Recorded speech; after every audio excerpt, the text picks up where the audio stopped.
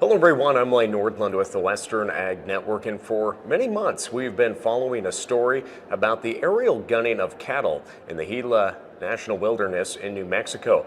And joining us here today with the New Mexico Cattle Growers Association is Mr. Bronson, President-elect of the association. And Bronson, this is really an issue that has got a lot of interest out across the countryside, especially from producers who are public lands ranchers. What could you just share from a perspective as a livestock producer, what is going on down in New Mexico with the aerial gunnings, and why has the association taken a big step to have their voice heard on behalf of their members? You bet. Well, first of all, it's a blatant misuse of our government agencies deciding that they're going to go out and they're going to remove 150 head of cattle off of over 500,000 acres.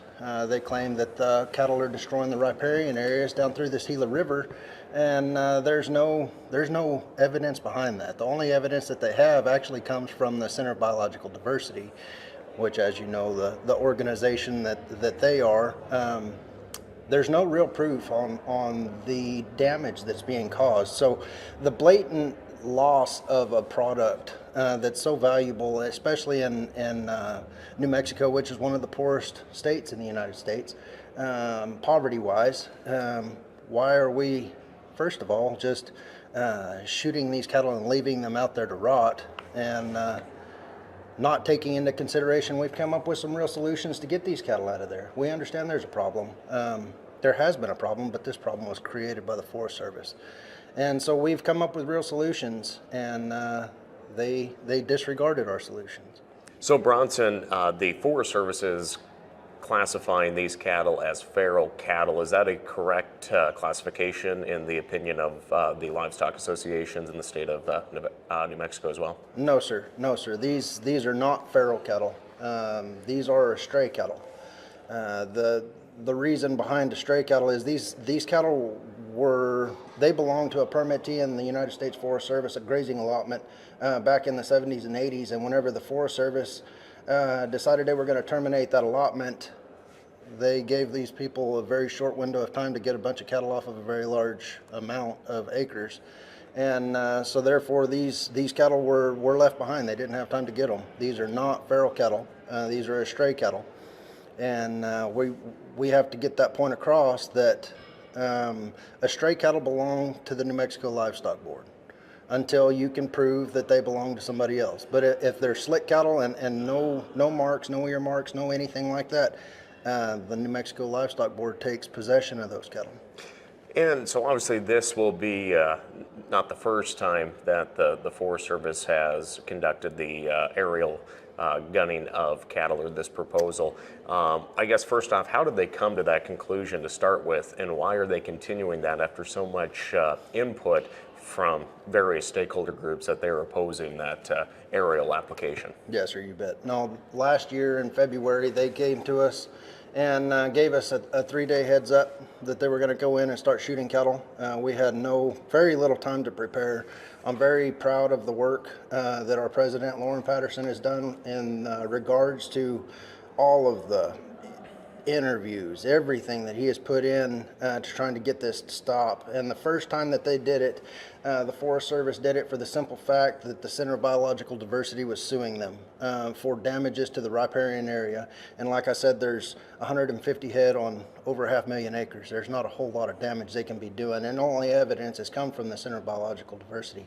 But the reasoning behind why they're wanting to do it this year will make you really scratch your head. And they have stated that they want to have the Gila Wilderness cleaned up for their 100-year anniversary in 2024. And that's the reason for this operation, is that and it's not because of the riparian area. They're not getting any pressure from Center of Biological Diversity. This is being pushed on straight from the Forest Service.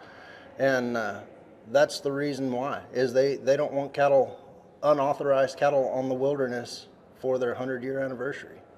Now, there's a lot of comments online of folks asking why weren't these cattle rounded up. As you said, there was a very short window of that first initial. I bet it's pretty tough country too, but has the department tried to go in and round up those livestock? Have crews tried to come together to get some good hands to bring them out? I guess. What does that look like? You bet. Forest Service has done several gathering operations. The problem with the way the Forest Service is doing it is the contract prices that they put out there are unrelative to get the class of people that you need to get in and get this job done correctly.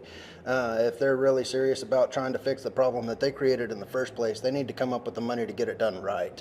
The country, the terrain is very tough. The infrastructure that the Forest Service has as far as staging these cattle out is very vague, very far and few in between. Most of the facilities, if you can get them to a facility, is very worn out. They're all net wire and barbed wire pens. Whenever you get a bunch of cattle that haven't been in a pen before, the last thing you want to do is stick them in a bunch of net wire and barbed wire pens. But after they do that, the closest thing that they can do is drive them, stage them over to another set of pens that's 10 to 15 miles away. And every time the Forest Service goes in and pulls these allotments out, they are going through and destroying that infrastructure. And so now there's no infrastructure there for them to stage these cattle down.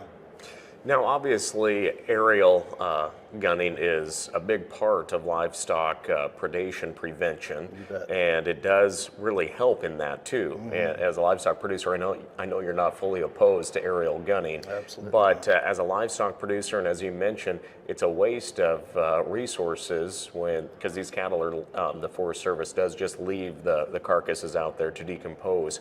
That meat could be used to feed those in need as well. You bet.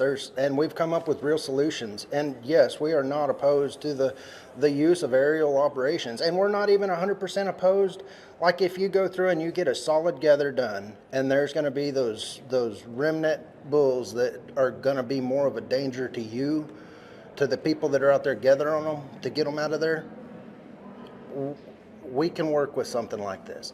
But to go through and just blatantly just start shooting everything, absolutely not. It's not something that we as an organization, and this is not a New Mexico problem, this is not an Arizona problem, this is a Western States problem. And we don't want the Forest Service to decide that this is a tool that they want to have in their tool bag for any occasion that they feel that they can use it. Now, obviously, the New Mexico cattle growers have really been vocal, been on the forefront. The law, Karen Bud Fallon is actually your attorney on this. Can you talk about just talking with the Forest Service to come up with a solution, but then also looking at the legal options as well? Yes. So Karen Bud Fallon has done an amazing job for us this last year, and is in the process of working with us again this year. You know, some of the ramifications in behind what Forest Service is doing is very troubling. And like I said, this is not a New Mexico problem. This is a national problem. This is an a federal organization problem. And I'm hoping that we make such a stand-up effort that they decide this is something that they cannot do again anywhere else. So we're extremely thankful, like I said earlier, for our leadership. Lauren Patterson has done an amazing job. We've had a lot of advocates step in. We've had some unlikely people help us in this fight, and we look for all the support that we can get. So looking ahead, if some of our viewers and listeners were interested in more information and the efforts of the association in New Mexico, where can they go? So they can go to our New Mexico Cattle Growers website. There's places on there in the informational side of it to explain the situation, how the situation has started, and what you can do to help. We would greatly appreciate any vocal help that we can get, any monetary help we can get. This is a costly deal, and it's worth fighting. Well, and I was just reading the statement that the Gila National Forest Supervisor said that this proposal will help restore the wilderness character of the wilderness by removing non-native species and alleviating the damage caused by overgrazing. and a lot of parallels there with non-native species in terms of wild horses as well. I think the wild horse advocate groups would it would be such a different conversation if it was aerial gunning of equine. Absolutely, absolutely. If they even attempted to try this on the wild horse issue, which New Mexico has a horrendous wild horse issue in the state of New Mexico. But if the Forest Service ever decided that they were going to try this on the wild horse issue, I promise you it would be the biggest crazy show you've ever seen in your life. Well, again, this is Bronson Korn, president-elect of the New Mexico Cattle Growers Association. Thank you for sharing some insight on just one of the many issues impacting agriculture in your part of the nation, but also an impact that could be felt across the West for public lands grazers as well. Have a great day, everyone.